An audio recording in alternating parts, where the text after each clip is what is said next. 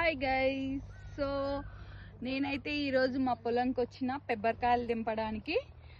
And నేను మా అమ్మ మా బ్రదరు ఇంకో బ్రదరు అందరం దింపడానికి వచ్చినాం.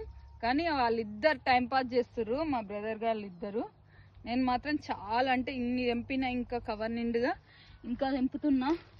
కానీ మస్తు నడుములు నొప్పి లేస్తున్నాయి. 15 నిమిషాలు అయితే దింపబట్టి. కానీ ఇప్పుడు పని విలువ ఏందనేది తెలుస్తుంది. పని చేసే వాళ్ళకి తెలుస్తుంది పని విలువ.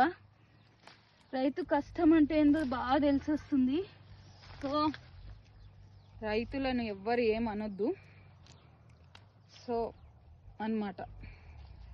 ఈరోజైతే ఇవి పచ్చివి ఉడకబెట్టుకొని తినాలి, చాలా టేస్ట్గా ఉంటాయి. నాకు చాలా ఇష్టం. అందుకే వీళ్ళు ఒట్టి దింపుకొస్తా అంటే నేను పచ్చి దింపుకోవడానికి స్పెషల్గా వచ్చిన అనమాట. ఎట్లున్నదాన్ని అట్లా వచ్చేసిన ఈరోజు. సో నా పూర్తి నేనైతే ఒక కవర్ నిండుగా దింపుకున్నా. వీళ్ళు ఎవ్వరికి ఇవ్వకుండా ఉడకబెట్టుకొని తింటా ఈరోజు.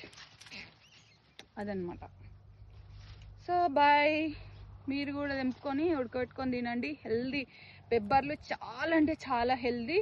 అండ్ ఇదేంటంటే పీచు పదార్థము, చాలా హెల్దీ. అండ్ ఇవి గుగ్గిలు కూడా వేసుకుంటారు.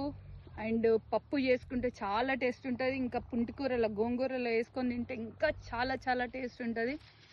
సో ఇవి కాల్చుకొని మంటలు వేసుకొని కాల్చుకొని తిన్నా కూడా చాలా టేస్ట్ ఉంటుంది. అండ్ న్యూట్రిషన్ కూడా చాలా బాగుంటుంది. సో మీ ఇంటి దగ్గర 2-3 చెట్లు వేసుకున్నా కూడా చాలా కాస్తాయి. సో తెంపుకొని తిని నాలాగా హెల్దీగా అవ్వండి. బాగా బలంగా అవ్వండి. ఇట్లా గుద్దుతే గోడ పగిలిపోవాలి, అట్లా అన్నమాట. బాయ్.